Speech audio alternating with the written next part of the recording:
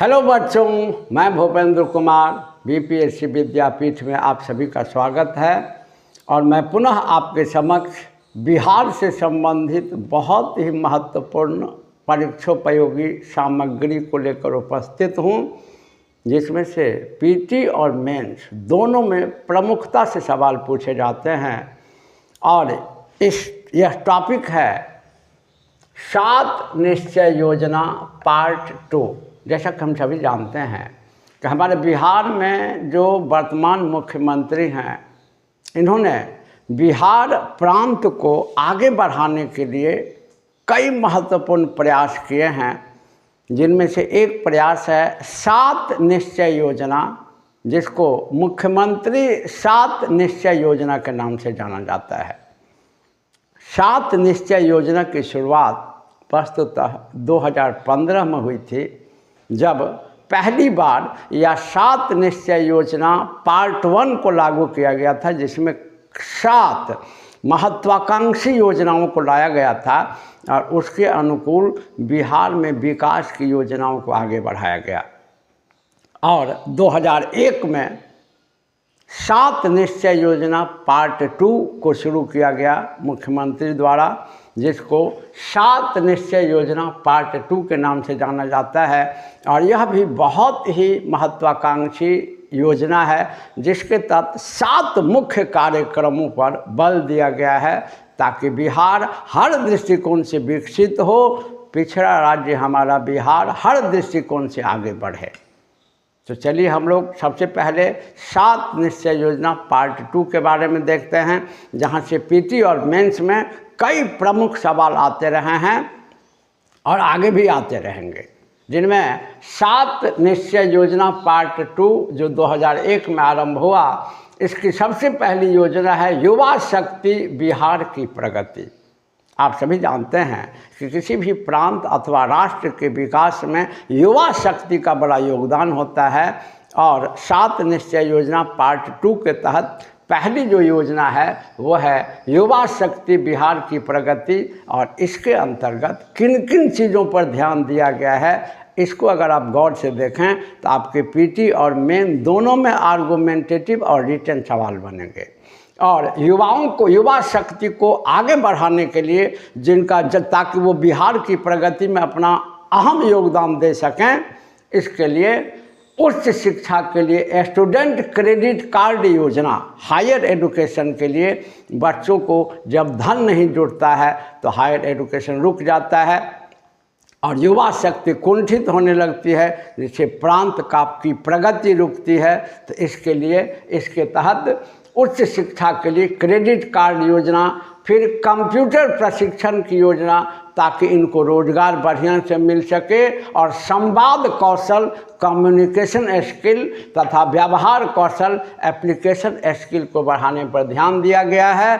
तो एक तरफ उच्च शिक्षा की प्राप्ति के लिए युवाओं को धन मुहैया कराने का प्रावधान किया गया है स्टूडेंट क्रेडिट कार्ड के माध्यम से, और दूसरी तरफ युवाओं में डिफरेंट स्किल को डेवलप करके उनको रोजगार उन्मुख या रोजगार के दृष्टिकोण से दक्ष बनाने का प्रयास किया गया है, ताकि उनकी अर्जन क्षमता उच्च हो और हमारे प्रांत की प्रगति में प्रांत के GSDP, gross state domestic product में इनका योगदान बढ़े। इसके बाद दूसरी योजना है सशक्त महिला, सक्षम महिला। हमारे सामने उदाहरण है कि जिस प्रांत की महिला या राष्ट्र की महिला और युवा सशक्त हो, उसके विकास को कोई नहीं रोक सकता। इसलिए 7 निश्चय योजना पार्ट 2 के तहत दूसरी योजना है सशक्त महिला, सक्षम महिला। और महिलाओं के सशक्तिकरण के उद्देश्य से कई प्रयास किए गए हैं सरकार द्वारा, जिनमें महिलाओं में उद्यमिता को बढ़ाने के लिए विशेष योजना लाई गई है। ताकि महिलाएं अधिक से अधिक उद्यमशील हों, इनकी अर्जन क्षमता बढ़े और बिहार के आर्थिक विकास में इनका प्रत्यक्ष योगदान हो। और इस योजना के लिए कोई भी अगर जो नवीन योजना लाई गई है, जब परियोजना लागत का 50% अथवा अधिकतम 5 लाख रुपये तक ब्याज मुक्त ऋण। आप गौर कीजिए कि अगर कोई उद्यमी महिला है तो सबसे पहले उनके पास पूंजी का अभाव होता है, और अच्छी महिलाएं, उद्यमी महिलाएं पूंजी के अभाव में अपने उद्यमशीलता को आगे नहीं बढ़ा पाती हैं, उनका ये कौशल दमित रह जाता है। तो इसके तहत यह व्यवस्था की गई है कि अगर कोई महिला किसी नवीन उद्यम परियोजना को लागू करती हैं तो उसके लिए बिहार सरकार द्वारा ऋण दिया जाएगा, और ऋण में 50% या अधिकतम 5 लाख रुपया तक ब्याज ऋण मुक्त होगा या ब्याज मुक्त ऋण होगा। तो निश्चित रूप से ऋण के प्रति आकर्षण बढ़ेगा, महिलाएं ऋण लेंगी और सक्षमता के साथ अपनी उद्यमशीलता को आगे बढ़ाएंगी और बिहार की प्रगति में अग्रणी योगदान या बढ़ चढ़ कर योगदान देगी। और इसके अलावे जो हमारी बच्चियां हैं जो अभी ग्रेजुएशन और इंटर की परीक्षा पास करती हैं, उनको अधिक प्रोत्साहन देने के लिए बिहार सरकार ने सशक्त महिला सक्षम महिला योजना के तहत इंटर पास करने पर 25,000 और ग्रेजुएट होने पर 50,000 दिए जाने का प्रावधान किया गया है। तो महिलाओं में शिक्षा के प्रति भी रुचि बढ़ेगी, आकर्षण बढ़ेगा। एक्चुअली ये प्रेरित करने के लिए ताकि महिलाएं अधिक से अधिक पढ़ें, अधिक आगे बढ़ें, सक्षम हों, सशक्त हों, बिहार को आगे ले जाने में इनका अहम योगदान हो। इसके बाद 7 निश्चय योजना के तहत तीसरी योजना है हर खेत तक पानी।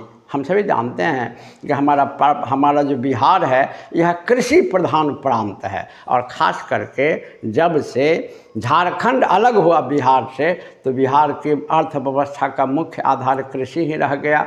यहाँ की भौगोलिक संरचना में 95% जो है वो मैदान है, तो मैदानी क्षेत्र में कृषि ही की जा सकती है, और कृषि तभी अच्छी हो सकती है जब उसके बहुत सारे संसाधन किसानों को उपलब्ध कराए जाएं। सरकार द्वारा उत्पादन के जो साधन होते हैं उनमें सहयोग उपलब्ध कराए जाएं।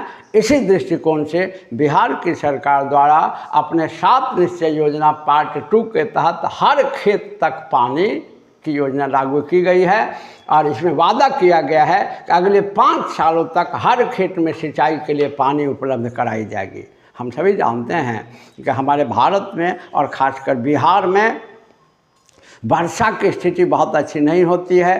प्राकृतिक सिंचाई जो वर्षा पर आधारित है इसके साधन का अभाव है, तो ऐसी स्थिति में कृत्रिम सिंचाई के साधन को विकसित करना बहुत ज़रूरी है, और इसके लिए गवर्नमेंट ऑफ बिहार ने कमिट किया है हर खेत तक पानी की योजना के तहत कि 5 साल के अंदर हर खेत तक सिंचाई के लिए पानी को पहुंचा दिया जाएगा।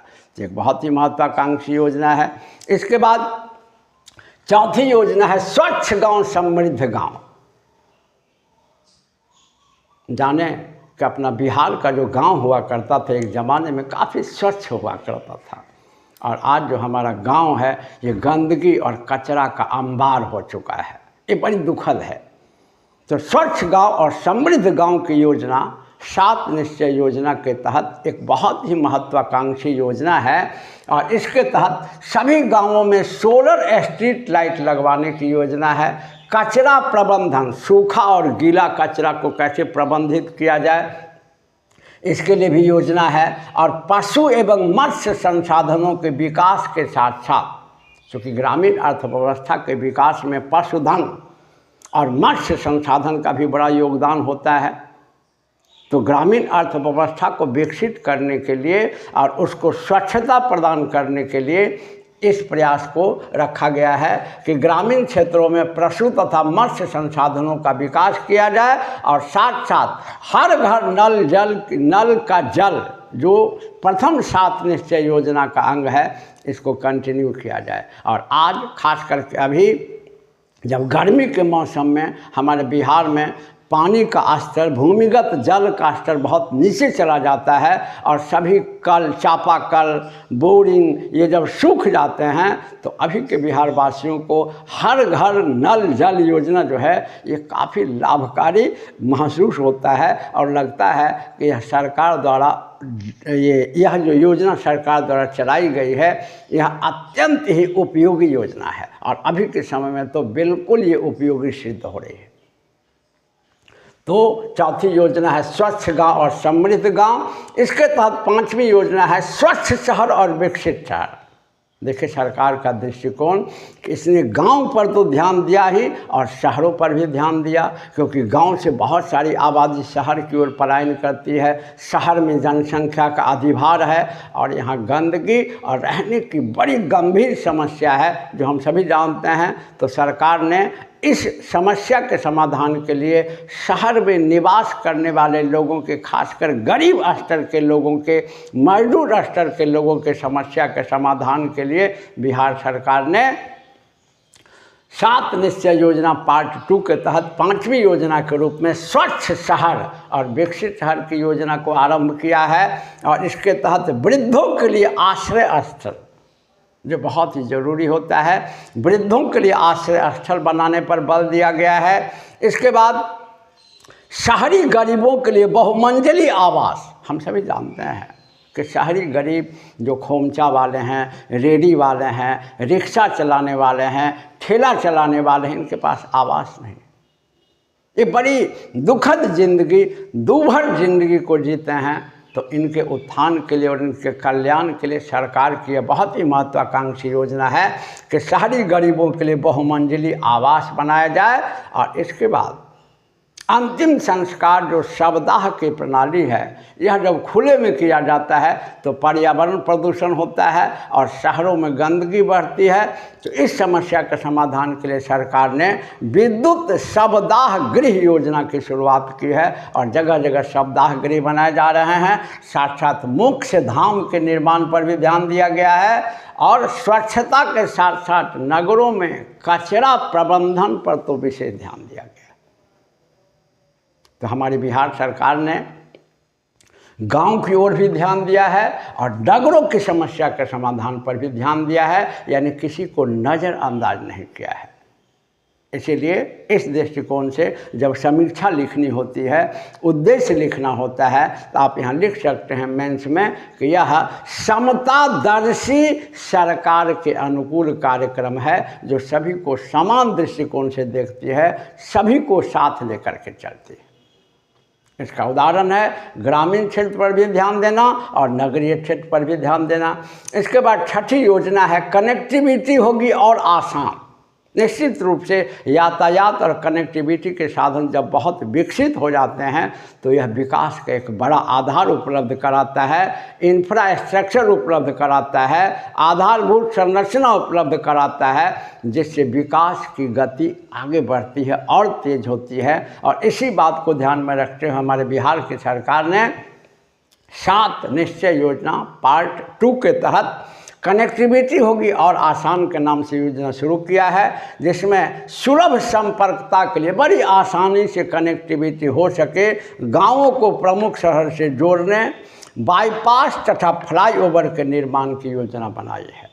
जैसा कि आप नगरों में भी देखते हैं, पटना नगर में भी खासकर देखा जाता है कि पूरे बाईपास और फ्लाईओवर इतना बना दिया गया है कि जाम की समस्या का बहुत हद तक समाधान हुआ है। और इस योजना के तहत पूरे बिहार प्रांत में हर जगह गाँवों को अच्छी से अच्छी कनेक्टिविटी उपलब्ध कराने की व्यवस्था की गई है सरकार द्वारा, जो एक सराहनीय कदम है।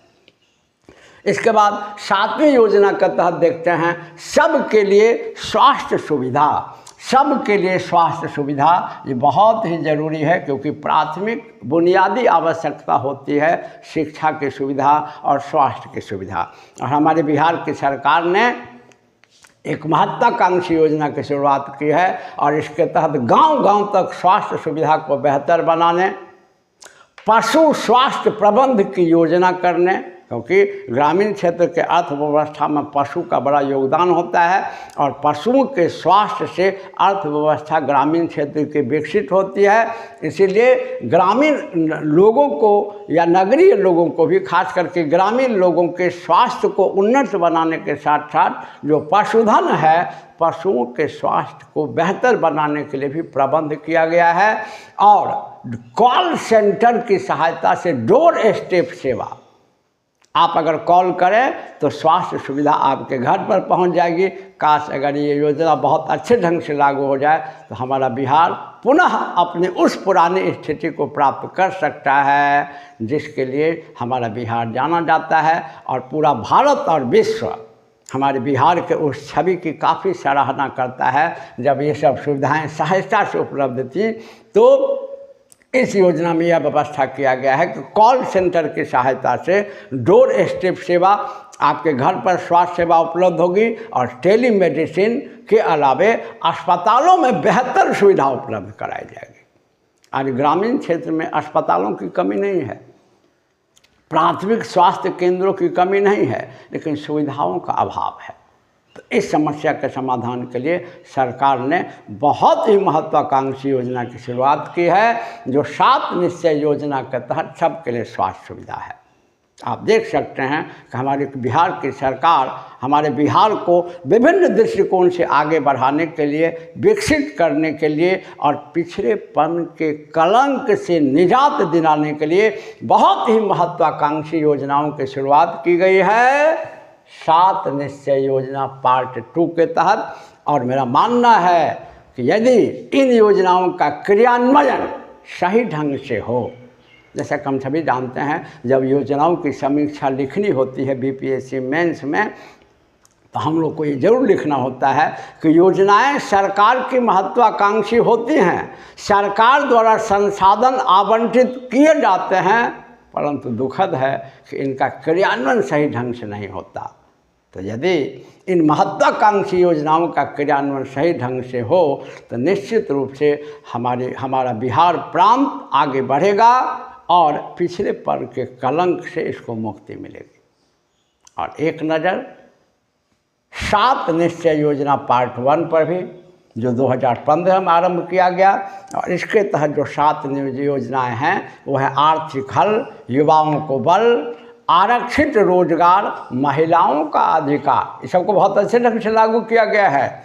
आर्थिक हल, युवाओं के बल के तहत बहुत सारा बिहार सरकार छात्रों के लिए ऋण योजना की शुरुआत की। आरक्षित रोजगार, महिलाओं का अधिकार, बिहार में जितनी भी वैकेंसी गवर्नमेंट में आती है उनमें महिलाओं के लिए 33%, 35% तक आरक्षण का प्रावधान कर दिया गया। ये प्रथम योजना के तहत हर घर बिजली, आज आप देख लीजिए कि गांव-गांव में बिजली पहुंच चुकी है। ये निश्चित रूप से इस 7 निश्चय योजना का ही प्रभाव है। इसके बाद हर घर नल का जल, जिसको द्वितीय योजना में भी आगे बढ़ाने की बात की गई है, क्योंकि इससे लोगों को काफ़ी लाभ मिल रहा है, खासकर ग्रामीण क्षेत्र के लोगों को, सुदूरवर्ती क्षेत्र के लोगों को और नगरीय क्षेत्र में रहने वाले गरीबों को काफ़ी लाभ मिल रहा है। इसलिए गवर्नमेंट ने इसको द्वितीय पार्ट 2 योजना में भी कंटिन्यू करने के लिए व्यवस्था किया है। इसके बाद हर घर तक पक्की गली और नाली, ये बहुत बड़ी योजना है।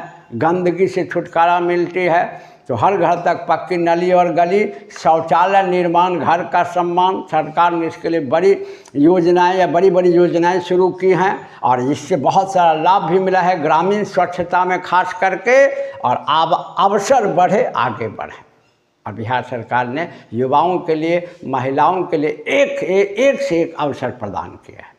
तो प्रथम 7 निश्चय योजना था, यह भी बहुत महत्वाकांक्षी योजना है। और इसी के बराबर या इससे भी अधिक महत्वाकांक्षी योजना 7 निश्चय पार्ट 2 है। और इन दोनों से हमारे बिहार के प्रतियोगिता परीक्षाओं में, खास करके बीपीएससी में या अन्य प्रतियोगिता परीक्षाओं में भी ऑब्जेक्टिव सवाल तो बनेंगे ही, और मेंस में जब पूछे जाते हैं कि 7 निश्चय योजनाओं के उद्देश्य को लिखिए, 7 निश्चय योजनाओं को क्रियान्वित करने के लिए सरकार द्वारा क्या क्या प्रयास किए गए हैं, तो सभी सवाल हमारे बनेंगे। तो मेरा विश्वास है कि इनके बारे में आपको समझ में आया होगा। और आप गौर से अगर वीडियो को देखें तो सभी बातें समझ में आएंगी। और फिर इसी प्रकार के उपयोगी वीडियो को लेकर आगे उपस्थित होते हैं। तब तक के लिए धन्यवाद।